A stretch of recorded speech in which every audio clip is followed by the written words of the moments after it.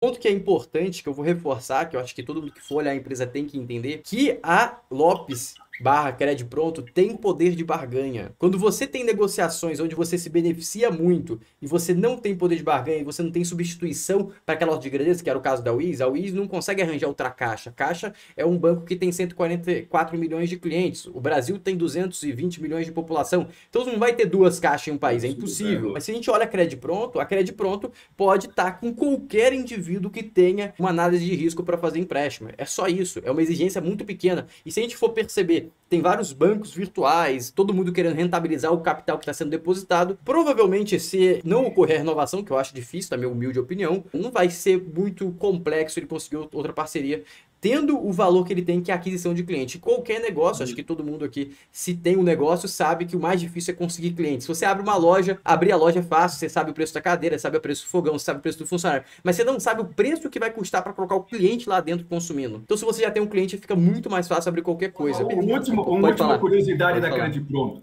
Em cima disso que você falou. Você sabe que o peso da Credipronto no Itaú é a liderança que o Itaú tem no mercado privado. Se o share de mercado da Credipronto fosse para o Bradesco passaria o Itaú. Olha a importância do que você acabou de falar. Caraca! Entendeu? Tem um poder de barganha alto aí, então.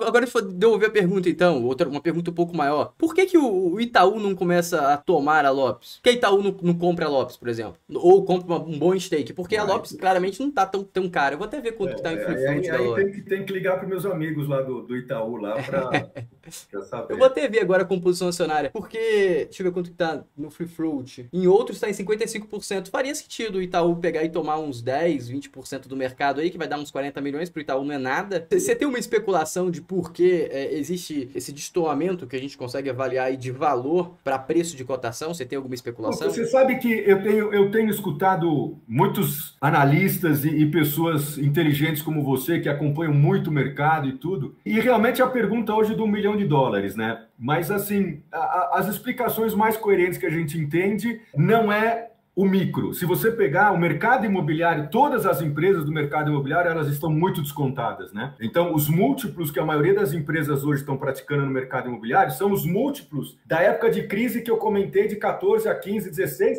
que aí sim era uma época com os números muito piores. Hoje a gente tem uma situação completamente diferente, pega qualquer balanço que está saindo das empresas, para comentar, por exemplo, no caso da Lopes, nós, no segundo TRI, agora desse ano, que é o último resultado divulgado, nós entregamos o melhor resultado para os controladores desde o quarto TRI de 2013, foi o 9º trimestre consecutivo de lucro consolidado antes do IFRS positivo. Então, quer dizer, olha o momento da companhia, entendeu? Mas você, de novo, você tem esses fatores externos que estão descontando um pouco o mercado de uma maneira geral, né? Então, eu acho que quem tiver aí um pouco de paciência, não tenha dúvida que é um momento, de repente, para entrar com ação embaixo. Tanto é que você pega um dia que a Bolsa sobe, as ações do imóvel, elas sempre dão um pulo maior, né? Sim. A Bolsa sobe 1, essas empresas sobem 2, 3. É muito interessante, né? Mas eu acho que a gente, de novo, está sofrendo um pouco culpas que não são nossas. Acrescido, no caso da Lopes, que eu acho que a gente tem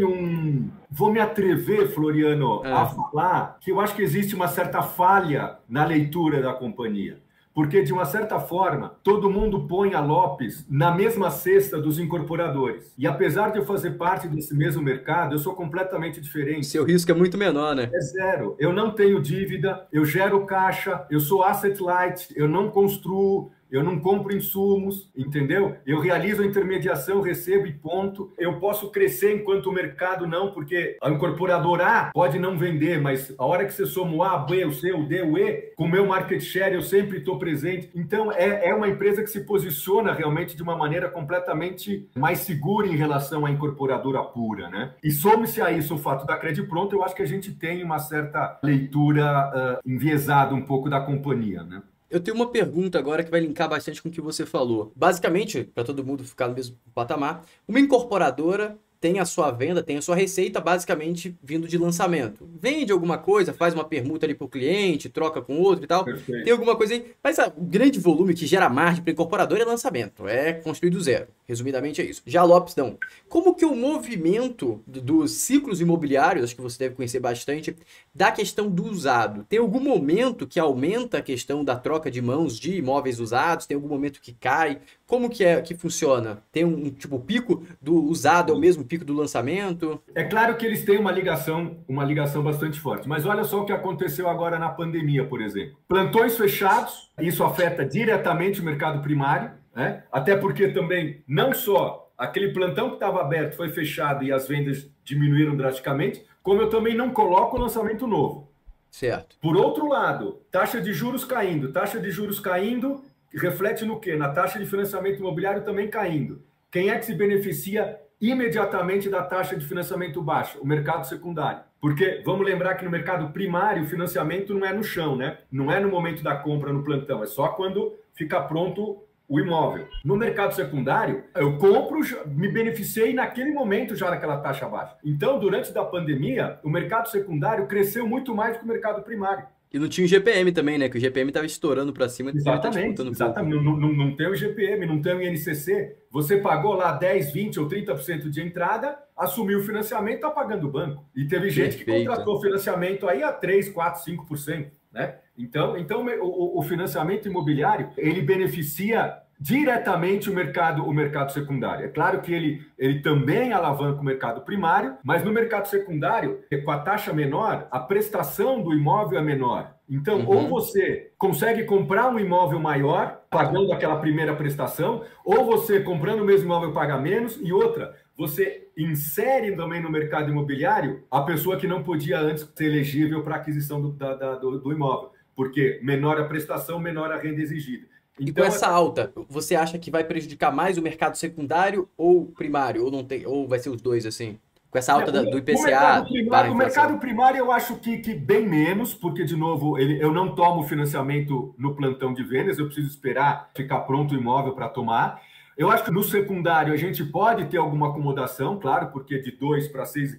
Na verdade, a Selic subiu de 2 para 6,25, mas o financiamento imobiliário ele subiu, a grosso modo, de 6 e pouco para 8 e pouco. Né? Então, acho que a gente ainda está, Floriano, bem abaixo das médias históricas de taxa de juros. Então, mesmo a 8, entre 8 e 9 ainda está mais baixo do que o IPCA, né? Se você tem dinheiro, não paga à vista, deixa o seu dinheiro aplicado lá, vai render mais do que o juro do financiamento imobiliário. Então, acho que a gente ainda está num momento bastante favorável para... Mas por que está acontecendo isso? Porque os juros porque o dinheiro captado para o financiamento imobiliário vem da poupança e fica abaixo da Selic? Você tem dois grandes funding para o financiamento imobiliário. A poupança, SBPE, Sistema Brasileiro de Poupança, e o FGTS.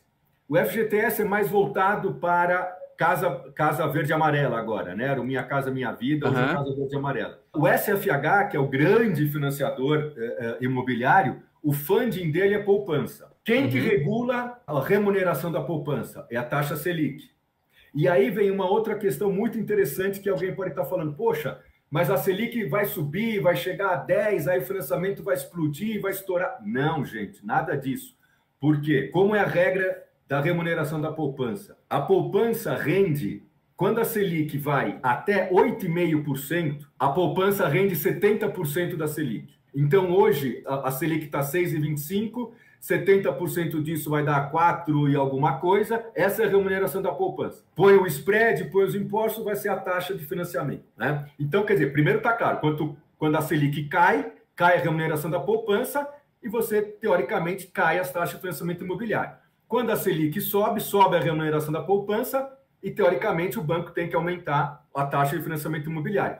Porém, a própria concorrência que existe hoje entre os bancos, vocês veem que está segurando esse repasse. E segundo, isso daqui não tem risco de explodir. Por quê? Porque quando a Selic passa de 8,5%, a remuneração da poupança trava em 0,5% ao mês. Entendi. Então, a remuneração da poupança nunca é maior do que 6,17% ao ano. Uma aula agora, realmente gostei muito. Então fica uma coisa travada ali, sempre vai ficar nessa casa aí dos 8, 9, não vai sair disso.